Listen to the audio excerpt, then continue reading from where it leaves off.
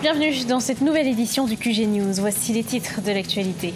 Au Niger, 2000 membres présumés de Boko Haram ont été arrêtés par les autorités entre 2015 et 2017. Le gouvernement entend renforcer son dispositif sécuritaire avec un nouveau code d'alerte. Avec une récolte annuelle de 46 000 à 60 000 tonnes, la Tanzanie est le 4e pays producteur de café en Afrique. Pour faire face à la contrebande, le gouvernement opte pour la vente aux enchères annuelles de café. Et puis, pénurie de carburant au Tchad. Les vendeurs refusent de s'approvisionner en carburant pour protester contre les nouveaux prix fixés par le gouvernement. Mais tout d'abord, la 53e session des chefs d'État et de gouvernement de la CEDEAO, la communauté économique des États de l'Afrique de l'Ouest, a débuté ce mardi 31 juillet à Lomé, la capitale togolaise.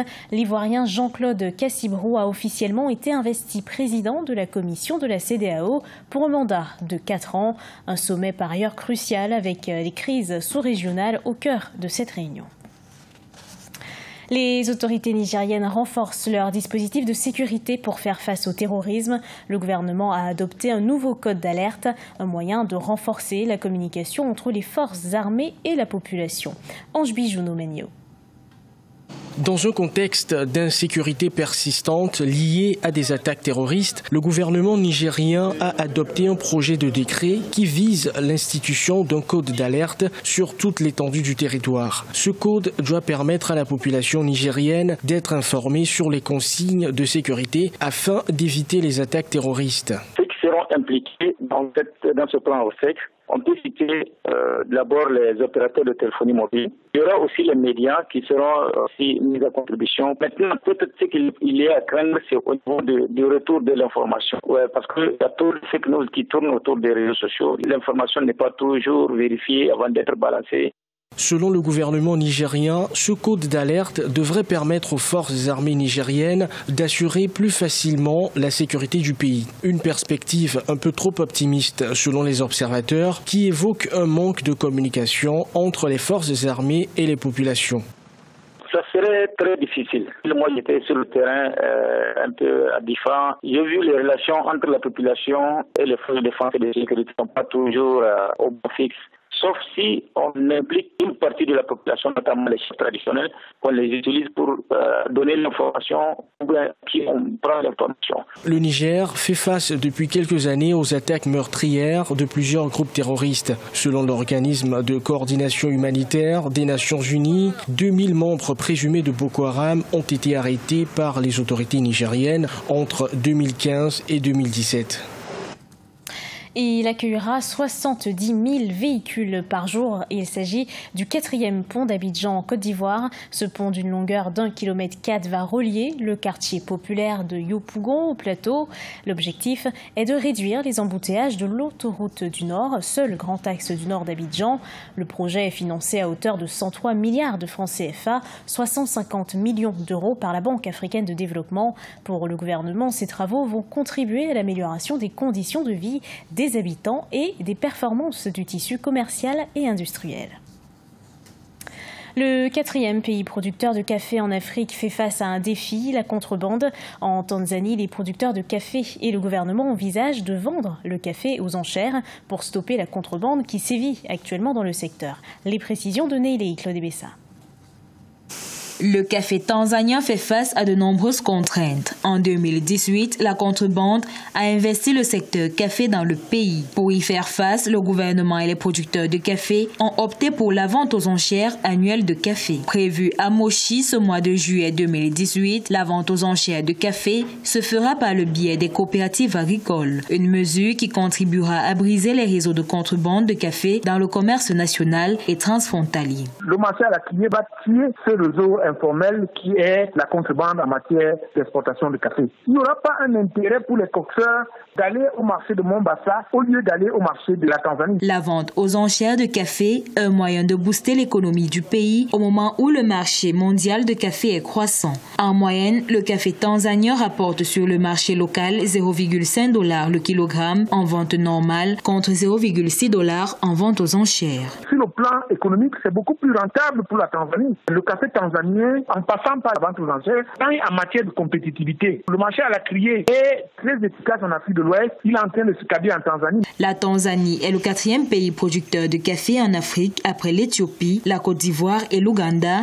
avec une récolte annuelle de 46 000 à 60 000 tonnes. Le gouvernement a prévu de relancer le secteur du café en encourageant l'utilisation d'intrants, l'introduction de ravageurs et de variétés résistantes aux maladies et la création de petites et moyennes entreprises de transformation. Au Tchad, les nouveaux tarifs du carburant à la pompe ne font pas l'unanimité. Les vendeurs protestent contre une baisse des prix à la pompe alors que les taux de taxes et les prix à la raffinerie restent inchangés. Le gouvernement affirme de son côté avoir baissé les prix à la pompe pour répondre aux plaintes de la population. Reportage de notre correspondant Mahamar Ramadan, commenté par Cheikh Omar Bandaogo.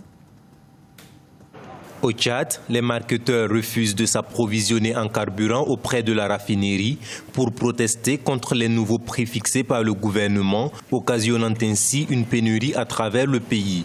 Ils estiment que ces prix ont été arrêtés par les autorités sans avoir consulté le Conseil national des pétroliers, alors que les prix à la raffinerie sont restés inchangés. Nous sommes des commerçants, nous ne sommes pas appelés à travailler à perte. Nous avons vendu tous les produits que nous avons dans le cuivre à perte. Mais pour un commerçant, ne peut pas aller encore acheter des produits à perte et venir revendre à perte, comme quelqu'un t'ordonne. Tu prends ton capital, tu sors sur la rue pour distribuer à la population.